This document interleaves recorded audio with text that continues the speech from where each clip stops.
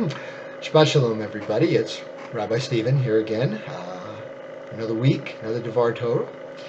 And we now start a couple of portions that are double portions. And before we get to that, I just want to commend everyone and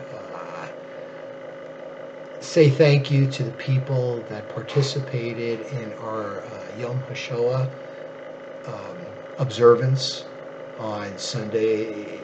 Usually these things are celebrations, so it's tough not using the word festivities or celebrate or festival. It's an observance, is what it is, and it's very much like Tisha B'Av, which is the ninth of the day of the month of Av, which typically falls in August sometime, and it is typically, ninth of Av is typically a day of fasting. It commemorates the destruction of both the temples, and it also commemorates the beginning of the Depression, which led to the Holocaust. Yom HaShoah, which literally means Day of the Catastrophe, is a day that's been designated. It's the 27th of Nisan, and it's been designated as sort of a somber day, solemn occasion when we remember the 6 million of our brothers and sisters who died at the hands of a tyrant, of a dictator, of somebody who needed a scapegoat in order to pull his people together. And of course, peripherally, we also acknowledge the people to whom we refer as the righteous Gentiles, that also didn't like what was going on, felt it was an injustice, and some of them, even at the cost of their own lives, tried to protect people who were being preyed on. We also acknowledge the people that, some of the other people, homosexuals, people who had developmental disabilities, I believe gypsies too, people also that were killed, not being part of the pure Aryan race. So, and of course we had an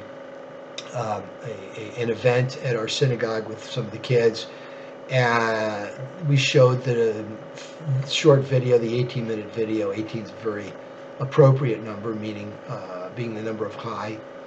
It was called The Number on My Great-Grandfather's Arm. It's told from the point of view of a 10-year-old boy. And in fact, at our later observance, which was a community observance at Murietta, the town center, we had some people from the Israeli consulate come in, and the consulate, the gentleman from there, made the point of saying that in Israel, it's really at the age of 10 when they start talking to the kids about this. And we kind of use that age as a guideline as well, because it's such a difficult subject. But it's a necessary subject. It's something that the kids need to understand, because as successive generations come about, then the memory of the Holocaust is kind of fades, to the point where today, according to a recent poll, only 41% of people know what Auschwitz was. And because the Holocaust is fading, there's a lot more people that are saying it didn't happen. They're discounting the event, and of course they're doing it in order to discredit us, the Jews, and even take away the idea that Israel is our land, it's our home, and it's just another form of anti-Semitism. So that's why we say never again, never forget. So thank you to everybody who participated. The kids were there. I led the event at the synagogue, and the kids asked some great questions. And I guess for me, part of it is the idea of bullying. That's the way we look at it. When a group of people who think they're better than everybody else want to pick on or prey on people that they feel aren't, and of course it's just an excuse to build up their own self-esteem. So very difficult subject, but I think it was handled very well by all concerned. So, and thank you again to the community of Murietta, the non-Jewish community that came together, and they're doing this. They're putting in a Holocaust museum, a Holocaust monument as well. So thank you to them, and thank you for acknowledging that. So moving along to this week's Torah portion, which again, it's a double portion. It's the portions of Tazria and Metzora. Together, these are portions that discuss blotches on people's bodies. Yes, it does. white blotches, red blotches, whether they're raised on the skin, whether they're deep in the skin, whether there's a hair, whether they're crusty, whether it grows, all sorts of fun stuff like that. And the two portions talk about the appearance. And if blotches appear on someone's skin, they go to the priest, not the doctor, the priest. Now, some people think, well, are the priests medically trained? Well, not really. Not to the point where they're spiritually trained and they know the sacrifices, they know how to do all of the observances. That was common back then when we had what some people call the sacrificial cult of the priests, before our modern day Judaism actually evolved into what it is now. And there depends on where it appears on the body, whether it appears for a man on the bald head, whether it appears somewhat under the skin of the beard. Then it also discusses whether blotches can appear on a house or on a utensil, right? And then it also talks about what they do, the purification process, the sacrificing of certain animals and the purification, the ritual, and a person has to leave the camp, the machaneh, for a period of 7 days, and then they come back, and the Kohen the priest will look at it, and when they first send them out, they'll draw like a little, in ink or whatever they use for ink at that time, they'll draw a circle around it, and when they come back, they'll look where that circle, and they'll make sure that it hasn't grown, or expanded, or covered other parts of the skin. So, why is something that seems like it's a medical condition being looked at by spiritual leaders?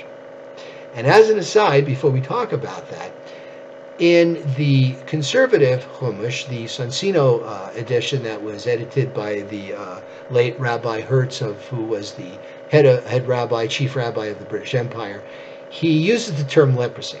Okay, first of all, this was not leprosy.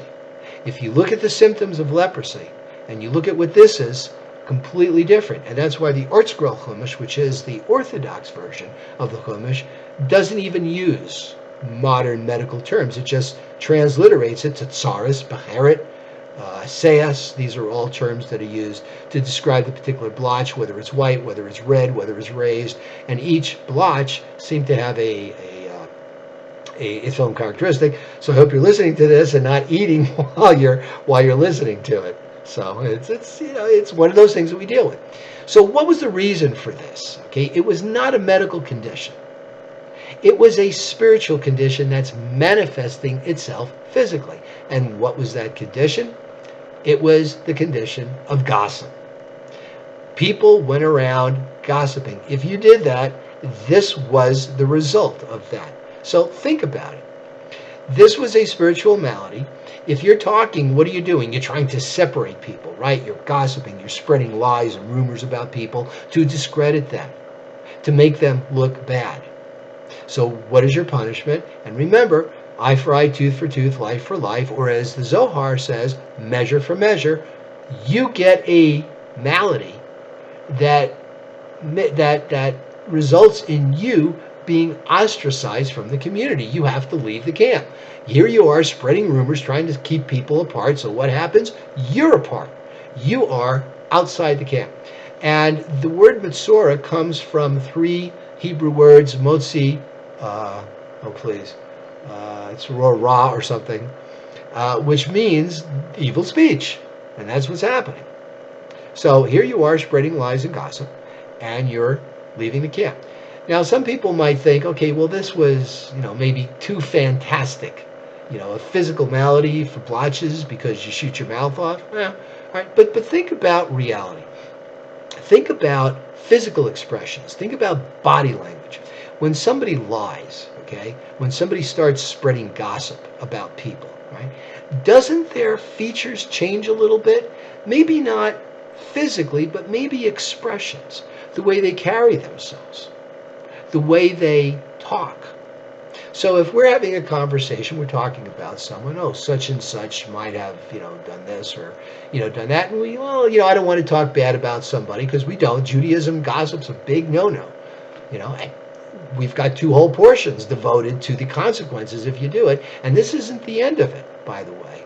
I would submit to you that gossip is such an important no in Judaism that it's very hard to go 4, 5, 6 portions without encountering it. And here they're just delving into it. But when somebody gossips, when somebody lies, they get a look on their face like, oh, let me tell you about this person. And they're very intent on having you believe them, right? Or, maybe it's got, listen to this, listen what this person does. So they got all these facial expressions, all this description. And you're sitting there going, yeah, okay. It's almost like you're being overwhelmed, like they want you to believe it. And then if you deny it, well, I don't, oh no, it happened. No, take my word. Believe me, right? Isn't that what they say? Believe me. Take my word for it. This person told me, and and oh yeah, it's true. And they're trying so hard to convince you. Maybe they're trying to convince themselves. Why do people do this? They don't feel good about themselves.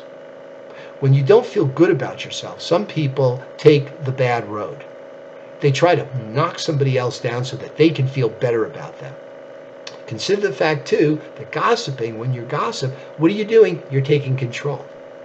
So here's what happens. You completely lose control. You're sent away from the camp. 7 days. We'll check you then. We don't even want to see you. See? So that's the punishment, measure for measure. Moral of the story, don't gossip.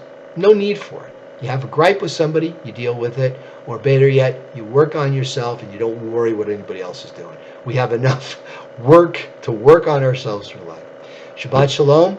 We'll see you next week. We've got a family service coming up. We start at 7, potluck at 6. Looking forward to seeing you there. Shabbat Shalom.